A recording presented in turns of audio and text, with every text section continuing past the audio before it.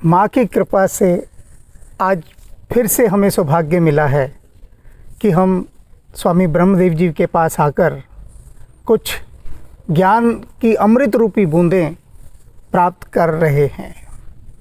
और ये ऐसा अमृत है कि जिसे छकने के बाद मन इतना तृप्त हो जाता है कि फिर चाहता है कि एक और ज्ञान की नूतन बूंद हमें मिल जाए। तो आज ज्ञान की उस बूंद की चर्चा है जिसकी प्यास सभी को है। और वो प्यास क्या है? कहते हैं ना, तू प्यार का सागर है, तेरी एक बूंद के प्यासे हम। तो जो प्यार का सागर है उससे हमें एक बूंद लेनी है। अब वो एक बूंद ही नहीं मिलती। जो सारा स्यापा है वो इस एक बूंद का है। उसी बूंद के लिए मारामारी मची हुई है और वही नहीं मिलती। तो आज हम पूज्य स्वामी जी से इस औरोवेली आश्रम के पवित्र स्थान पर उनके साथ उनके श्री चरणों में बैठकर एक प्रश्न पूछ रहे हैं कि स्वामी जी, सारे संसार के सभी शास्त्रों में लिखा है प्रेम करो। कोई दुनिया का ऐसा शास्त्र नहीं, कोई धर्म की किताब नहीं जो कहती हो नफ़रत करो, मारो। लेकिन इसके बाद भी प्रेम नहीं है। सभी शास्त्रों में प्रेम की बात है, हर जगह प्रेम की चर्चा है, लेकिन प्रेम नहीं है। तो इस पर आप कुछ प्रकाश डालें।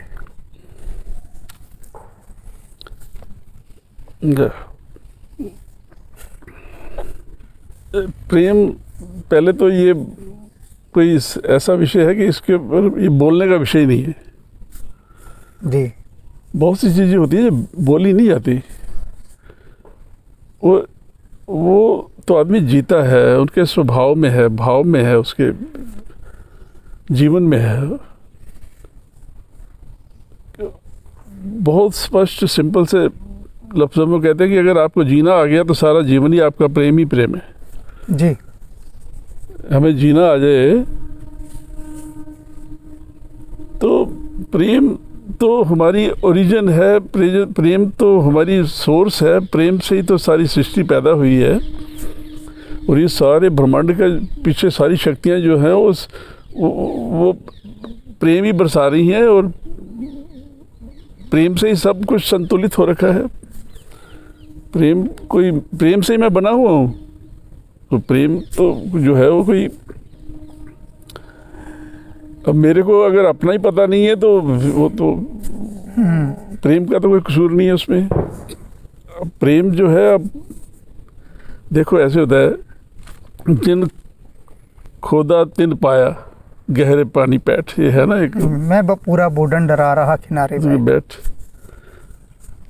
अब ये है कि है तो मेरे पास सब कुछ है जी, लेकिन मैं किनारे पे बैठा हुआ हूँ। बैठ, देखो बीज को भी अगर धरती पे ऊपर फेंक दोगे ना तो वो भी सड़ छुड़ जाएगा। हाँ, कीड़े मकोड़े खा जाएंगे उसको। और उसी बीज को थोड़ा सा गहराई में डाल दो तो वही सब कुछ दे देगा। हाँ, बहुत सुंदर। तो अब हम किनारे पे बैठे रहें, अपनी गहराई में ही ना जाएं। हाँ, तो गहराई में तो जाना पड़ेगा। अगर आपको कुछ भी चाहिए, प्रेम, शांति, आनंद, सब कुछ आपके अंदर भरा पड़ा है, तो उसके लिए गहराई में जाना पड़ेगा। प्रकृति ने ऐसा एक खेल रचा हुआ है कि सब कुछ उसने गहराई में दबा के रखा हुआ है। हाँ, सारे मिनरल्स गहराई में, सब कुछ गहराई में है। अब ये इतने अमीर कंट्री हो गए, कैसे हुए? तेल गहराई में गए, कुछ ना कुछ मिल गया। हाँ, सही बात, क्या बात। सारी प्रकृति, आप धरती भी दे रही है, धरती की गहराई में बीज डालते हैं तो धरती सब कुछ दे देती है। सब डूंगे में डाल रखा है उसने। हमारी जो है, हम भी धरती का ही एक रूप हैं और प्रोसेस जो सिस्टम है वो एक ही है। खुदाई करना भीतर, अपनी गहराई में डूबो बस। वो कहता है deep listener, deep feeler, deep observer, deep watcher. और प्रकृति हमेशा हमें कुछ ना कुछ दबाव डाल के क्या को करती रहती है, कहीं ये गहराई में जाए अपनी। जितनी भी लाइफ में वो जिसको हम कहते हैं ये परेशानियां या ये सारी परेशानियां नहीं है, ये तो प्रेशर होता है कि किसी तरीके से कि मैं गहराई में अपने आप को देखना शुरू कर दूं। और जैसे आदमी अपनी गहराई में जाएगा कुछ ना कुछ तो मिल ही जाएगा उसको। खाली हाथ नहीं आएगा। खाली हाथ नहीं आएगा। तो जितना गहराई में जाओगे उसमें अपने आप ही अपने गहराई में, अपनी गहराई में जाना है और अपने आप को ही जानना है। और मेरा स्वभाव, मेरा स्वरूप, मेरा जो असली है वो परमात्मा ही है, परमेश्वर है, ईश्वर है। और जैसे जो भी हम ये लफ्ज़ यूज़ करते हैं, बोले जो जिसको आप प्यार कह रहे हो, ये भी तो शक्ति ही है ना। जी हाँ।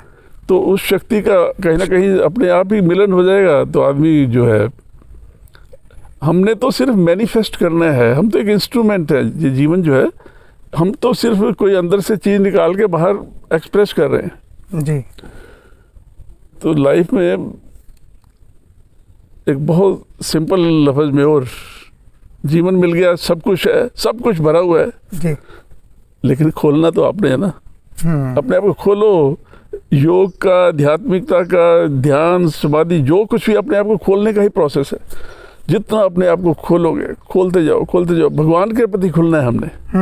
अच्छा। हमने अपने अंतरात्मा के प्रति खुलना है। जितना अपने आप को खुलोगे, खोलते जाओगे, अपने आप ही सब कुछ निकलना बाहर शुरू हो जाएगा। ऑटोमेटिक सिस्टम, स्वचालित प्रक्रिया। अब ये सिंपल है कि सादा सा चीज़ है।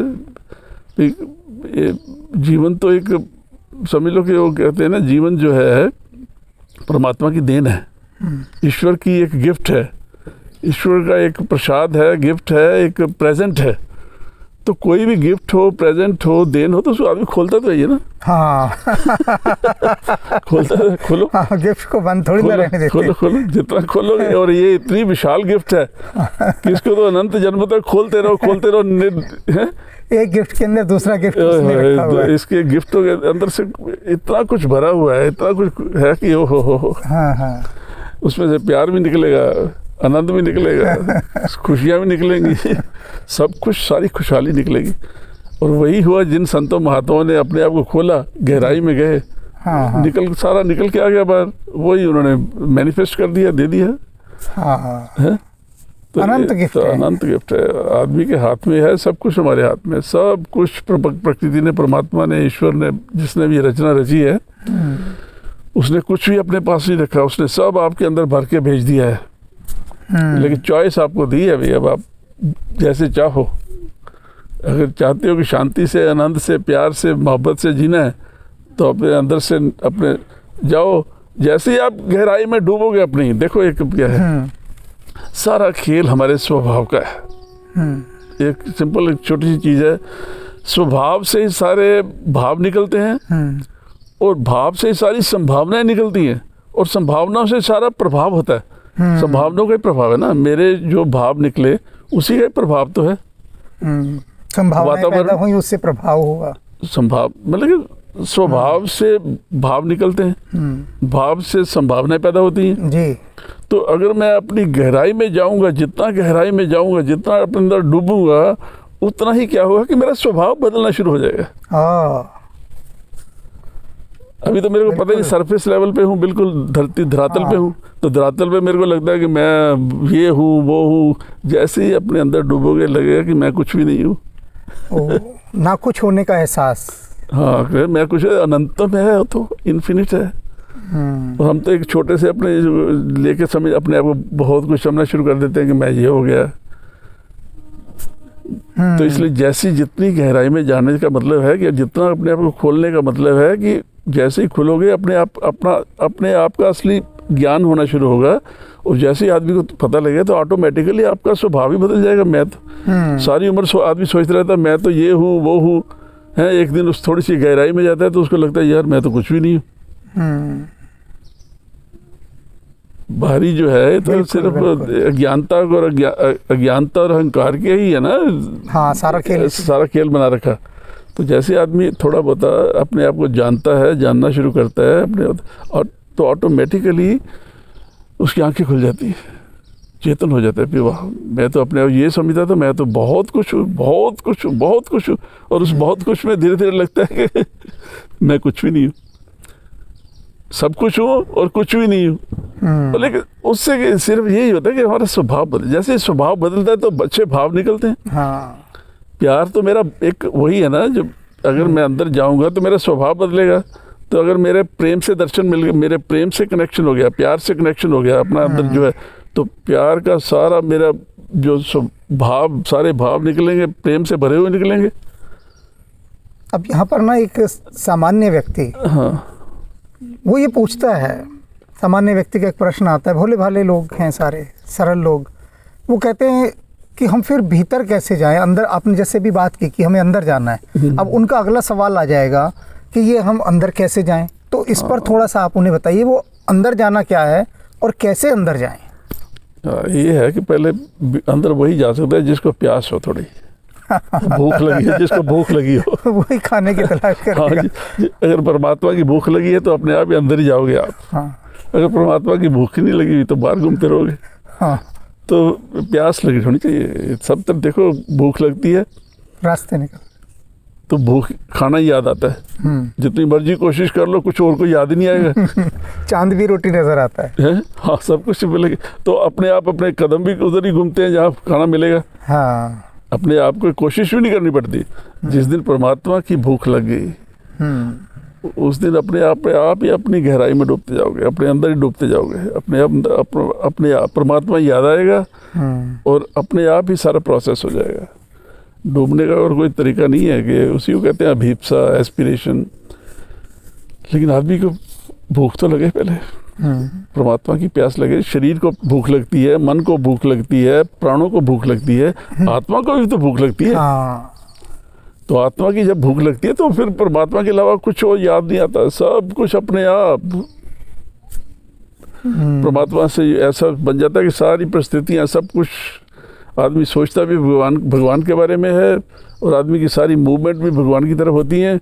और फिर अपने आप उस अनुभव से आदमी अपनी गहराई में डूबना शुरू कर देता है। फिर लाइफ में कई बार परिस्थितियाँ ऐसी बन जाती हैं जी, कई बार ऐसी परिस्थितियाँ बनती है कि कोई आदमी के अंदर बहुत सारे प्रेशर क्रिएट होते हैं। प्रेशर बहुत जरूरी है, प्रेशर जी, अच्छा, जैसे ही कोई प्रेशर या कोई ऐसी जिसको हम तकलीफ़ें कहते हैं या दुख कहते हैं, ये प्रेशर होते हैं। वो प्रेशर जो है ये आदमी को अपने नज़दीक ले आता है। अब वैसे तो भटकते रहते हैं, बाहर ही भटकते रहते हैं जी, जैसी थोड़ी बहुत तकलीफ होती है, प्रेशर होता है, कोई ऐसा होता है तो आदमी कम से कम अपने नज़दीक आ जाता है, तो अपनी गहराई में डूब जाता है। उसकी एक इनर मूवमेंट स्टार्ट हो जाती है। जितना स्ट्रॉन्ग प्रेशर होगा उतना ही आपकी जो इनर्शिया की, लेजीनेस की या ज्ञानता की जो परत जमी हुई है ना, वो टूटती है। तो टूटती है तो आदमी फिर धीरे धीरे धीरे धीरे धीरे धीरे अंतर्मुखी हो जाता है। अंतर्मुखी होना बहुत ज़रूरी है। बाहरमुखी होके तो हमें बाहर की चीज़ें मिलेंगी, अंतर्मुखी होके हमें अपने अंदर का जो असली ज्ञान है वो मिलेगा, जो सब कुछ है वो मिलेगा। तो ये कुदरती होती है, परमात्मा की कृपा से भूख लगती है। जब आदमी अपने परिस्थितियों से सीखता है, आसपास से सीखता है, तो फिर कभी कभी क्या होता है कि आदमी को, जैसे महात्मा बुद्ध ने बाहर देखा और अंदर जागृत हो गया, अंदर की भूख प्यास लग गई। अगर ऐसा है तो फिर तो मेरे को तो अपने असली स्वरूप को पता लगाना है, अपने आप का पता लगाना है। बाहर का देख देख के भीतर का जागरण हो जाता है, हो जाता है। उसकी निरर्थकता पता लगती है। हाँ, बिल्कुल। कब तक हम एक झूठा जीवन जी सकते हैं? कब तक आप स्वार्थ में या ज्ञान में, अहंकार में जी सकते हो? कभी ना कभी तो आपको चोट लगेगी ना। कभी तो आत्मा है, अंदर से बोलती है। अगर आप धीरे धीरे कहीं आत्मा को थोड़ा महसूस करना शुरू करें, सुनना शुरू करें, तो हर इंसान की आत्मा किससे आवाज़ आती है। और जब वो ज़्यादा गहरा सुनोगे तो अपने आप ही लगेगा कि नहीं, मेरे को अपने आप को जानना है। तो ये प्यास लगती है, ये भूख लगती है। थोड़ा सीखो ज़िंदगी से, अपने आप भूख पैदा हो जाएगी। जब तक हम सीखते नहीं है ना जीवन से, जी जी, तब तक भूख नहीं लगती। जीवन तो निरंतर सिखाता जा रहा है, निरंतर सिखाता है, निरंतर। प्रकृति भी सीख दे रही है सारा। और ये इतना आनंदमय खेल है, इतना आनंदमय खेल है ये, अपने आप को जानना। इसमें ये है कि एक बार आपको अपना स्वाद आना शुरू हो जाए बस। अच्छा, एक बार जीवन का अपना स्वाद आना शुरू हो जाए ना, फिर तो जैसे बल्कि आप बाहर के स्वादों के पीछे भटकते हो ना अपना था स्वाद है, फिर बाहर के स्वाद से छोड़ के आदमी अपने स्वाद में ही बैठ जाएगा। सारे रस बिसर जाते हैं अपने। फिर तो अपने आप फिर एकांत भी अच्छा लगेगा अपने, बल्कि फिर आप बहुत सी चीज़ें हैं। जब जैसे अंतर्मुखी होते हैं हम, हमारा स्वभाव बदल जाता है। और सारा खेल स्वभाव बदलने का है। सारा खेल अंदर का जो असली स्वभाव है उसको बाहर लाके जीना है बस। तो इसके लिए अपने आप परमात्मा की कृपा होगी। लेकिन आदमी को थोड़ा बहुत इतना एफर्ट करना चाहिए कि कभी कभी तो अपने अहंकार से निकल के थोड़ा सोचना चाहिए कि अगर ईश्वर परमात्मा अगर जो भी कोई शक्ति है जो भी है, कृपा करो हमारे ऊपर, कृपा करो। बोलना चाहिए ना, मैसेज तो भेजना चाहिए, कृपा करो प्रभु, कृपा करो। तो परमात्मा की कृपा तो है ही है, लेकिन कहेंगे तो और मिल जाएगी, और मिलेगी तो कल्याण ही होगा। कल्याण होगा तो अपने आप ही कोई ना कोई पट खुलेंगे, कुछ ना कुछ होगा। बड़ा सिंपल है, इसमें कोई वो नहीं है कि आदमी सिंसियर हो, सच्चा हो, बस। कहते हैं sincerity is the key to the divinity. Yes, संवेदनशीलता जो है, सच्चाई जो है, दिव्यता की और ले जाने की चाबी है बस। दिव्यता का रास्ता है, दिव्यता की। तो सच्चा होना बहुत जरूरी है। बाकी तो आज आपने जो भी कुछ कहा ना, वह इतना सरल, सहज और हमारे जीवन को तुरंत रूपांतरित कर देने वाला है। मतलब कोई योग की बड़ी बड़ी विधि, योग की तो विधि कोई है ही नहीं, जो भी है जीवन के बीच की विधि है। अपने आप को खोलो बस। और अगर इसे हम समझ लें तो सच में फिर परमात्मा खुद हमारे लिए द्वार एक के बाद एक खोलता जाएगा। और वो है, कहते हैं ना कि घूंघट के पट खोल तुझे पिया मिलेंगे। बस बस बस। तो ये घूंघट जो हमने डाले हुए हैं ना, ये अब गुंठन, इतने सारे घूंघट, इन घूंघटों को हटाना है, और परमात्मा तो सामने खड़ा ही है। तो स्वामी जी, शब्द तो खैर मेरे पास हैं आपका धन्यवाद देने के लिए, लेकिन बहुत छोटे हैं वो। शब्द तो बहुत हैं, लेकिन सब शब्द आपके सामने छोटे हैं। तो आप हमारा निशब्द प्रणाम स्वीकार करें। जय हो, जय हो, जय हो, जय हो, जय हो।